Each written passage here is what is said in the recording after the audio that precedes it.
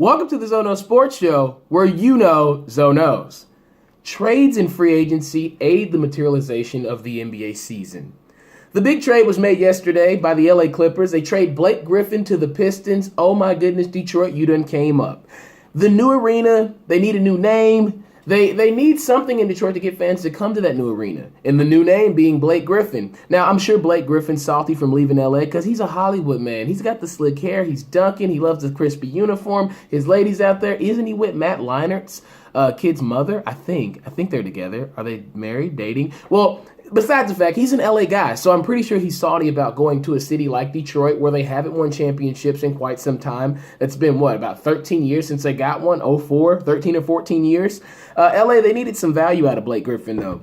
He's a big dunker. He hasn't really been showing up in key moments over his career span there in LA. Lob City, yes, we loved it. The highlights every night, the dunk on Kendrick Perkins, the dunk on the Mozgovs. However, that does not bring championships to the Staples Center. The only banners hanging up there are from the Los Angeles Lakers. So you really can't blame the Clippers for making this move. They got Avery Bradley, Tobias Harris, Boban Marjanovic. So they've got good players for Blake Griffin. You get a defensive player, Tobias Harris, a young offensive threat. Avery Bradley's almost 30. However, Blake Griffin, when you think of it, he's a novelty superstar. And I say a novelty superstar because he's a highlight reel that dims when the lights are brightest. DeAndre Jordan next year has got a player option, 2018, 2019. Lou Williams will be a free agent in the offseason. So LA's got to do something to start the reload now because they gave Blake Griffin that huge $171 million contract, but that hasn't really gotten them anything. So what do? You pay this guy, and he's got enough value and enough worth as far as an all-star to gain some interest from another team, and they'll talk to you as long as he's healthy at the time. The injuries over the past couple years, the skirmishes that have broken out between him and Chris Paul again with the Rockets, and him and a member of the training staff, or excuse me, not training staff, but equipment manager or something like that, who he's supposedly friends with last year. These things are just residual issues that continue to add up, so of course they gotta move them. Well, Blake, we'll see how you do in Detroit. Maybe they'll turn to a middle-of-the-pack Eastern Conference team. They play Cleveland tonight on TNT. We shall see. Now, DeMarcus Cousins tore his Achilles versus the Rockets on Friday night, and everybody's really sad about this. I know he was supposed to be on the All-Star team. LeBron's team was going to play in that. However, he won't now, obviously.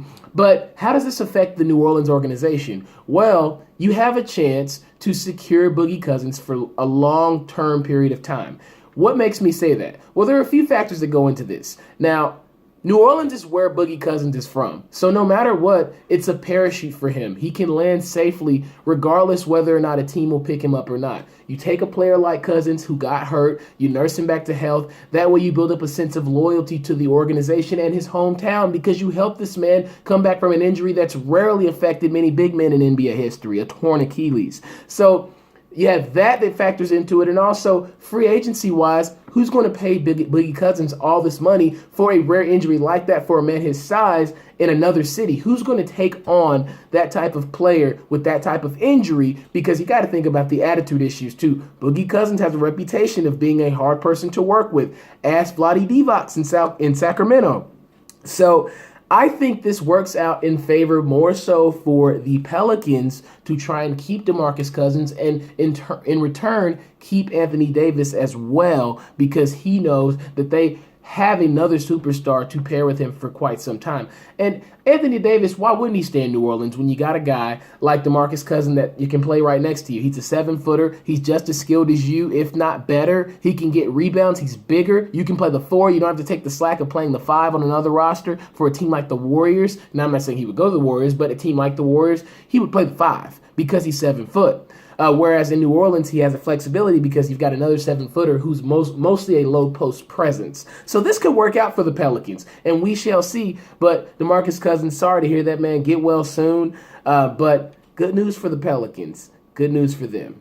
Now, also, Jabari Parker, he was cleared to return Friday for the Bucks. He'll be back hooping. He tore his ACL last year, I think in February of 2017, so he'll return to that roster. How does that mix into everything, considering Jason Kidd's no longer there? And you have Giannis Antetokounmpo, he's performing. And then you've got Eric Bledsoe, who's new on the roster. Where does Jabari Parker fit in? We shall see. Russell Westbrook hates the 76ers and Joel Embiid. However, Joel Embiid don't care because he made sure he let Russell Westbrook know that he doesn't like him that much either when he dunked on him on Sunday. Did you see that? I saw it. Now, the All-Star picks were both by LeBron and Steph. They were captains. There was controversy last week about who got picked first. KD said, I think I got picked first. My ego's the biggest. I think I might have gotten picked first. However, maybe he didn't. But LeBron's team, to me, is better. He had KD, Kyrie, and DeMarcus Cousins and Anthony Davis starting. Of course, now Cousins won't be in the All-Star game. He was replaced by Paul George, PG-13. Russell Westbrook got salty because he thought he was picked last when, in fact, reading the list, he did not realize that the names were in alphabetical order. Come on, Russ. Come on, Russ. You went to UCLA. But also, Steph Curry, his team is okay. Greek Freak, DeMar DeRozan, Joel Embiid, James Harden, those are the starters. Now, people look at this list and say, oh, LeBron's got the better team. However, Steph's team leads the NBA. His team is leading in total assists per game as well as total three-point percentage per game. So they've got a lot of shooters. There's not a lot of defense in an All-Star game. Wouldn't it be a coincidence if I almost called them the Golden State Warriors because that's what they might be with all the threes they're going to shoot. Wouldn't it be crazy if they win by 20 over LeBron's team simply because of the ability to step outside and hit the three-point shot? Oh my goodness. We'll talk more about that roster here soon. However, got to jump over to college sports. Last week, Larry Nassar, the Michigan State doctor who was sentenced to 40 to 175 years in prison, was sentenced to 40 to 175 years. Now, that entire scandal was ridiculous. He was allegedly filling on gymnasts, molesting them for his entire career. So, of course, this man should have been put away. No one likes to deal with a pedophile or pervert, and that is ridiculous. And I don't feel bad saying those words on my show because that's, in fact, what he was. Now, the environment fostered at Michigan State is unacceptable. President and AD stepped down last week in the wake of sexual assaults and reports coming out to the public. We first found out about everything that's been going on the campuses of Michigan State, which is sad. Mike D'Antoni's a football coach in charge since 2007. He's had 16 sexual assaults. Now, I played college football 4 years, and not once did I have a teammate that was involved in a sexual assault. So over the span of 10 years, you had 16. That's more than one a year. That average is crazy. So that brings into question what type of program. And obviously you can't watch all of these guys, but you're accountable for them, Michigan State. There's a lack of institutional control, it seems, as far as sexual violence goes on this campus. Tom Izzo, he was being questioned also for his basketball players who allegedly involved in sexual assaults. Adrian Payne was seen being questioned on camera when I saw the interview on ESPN this past Friday, and that was from years ago, not recently, but years ago when he was in school. Now, evidently, this school's erased so many records where you can't really see what's going on, and they've cleaned so much stuff. It's just totally ridiculous that a school would allow this type of behavior. Now, Magic Johnson, he wants accountability. You can't blame him. Investigators say that NCAA President Mark Emmert was informed of sexual assaults at Michigan State back in 2010, and he did nothing. He's the president of the NCAA. Now, this guy considers himself a leader of a nonprofit organization who thinks people should be student athletes. Well, how can somebody be a student when student athletes are allowed to do whatever they want socially on campus? It makes absolutely no sense, especially when they're doing things this grotesque. It's ridiculous. So, Mark Emmert, I'm questioning your leadership as president of the NCAA. Now, the NCAA seems to have become a microcosm of what William Roden describes in his book, $40 Million Slaves. They get these guys to come to their school, do minimal work, be minimal students. A lot of these schools, not every school, but a lot of schools do, and they make sure that they get preferential treatment as far as their academics, what they do in school, meaning whether it be social, whether it be relationship-wise. It's ridiculous. It's an environment that says, hey, come here, make us a bunch of money, and we'll treat you like kings and let you live a lawless lifestyle here on the campus. So if you haven't read that book, $40 Million Slaves, go check it out. Now, college hoops, Virginia is number 2, hasn't been ranked number 1 since Ralph Sampson roamed the campus back in the day when he was blocking shots. They held Duke to a season-low 63 points on Saturday. Tony Bennett and this team wins with defense. Their games are really boring, but they could be there right at the end with the likes of Villanova, teams like that. North Carolina's not a Final Four team. Keep that in the back of your head. They're not a Final Four team. They're not a Sweet 16 team. Keep that in the back of your head. Trae Young versus Colin Sexton was a battle on Saturday. Alabama and Oklahoma. There were scouts there. A lot of scouts. The whole staff from Cleveland. They must have a sniff that LeBron James could be leaving. Young was held to 17 points. He has a rebound chance tonight against Baylor. We'll see what he does.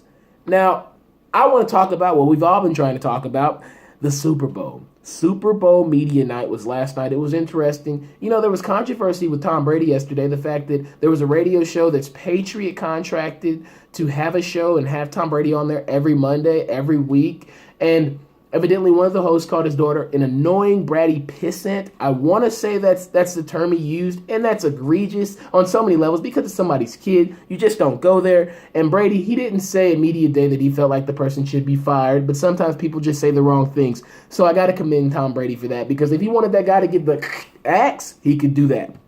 Now, the Eagles, in my opinion, will beat the New England Patriots.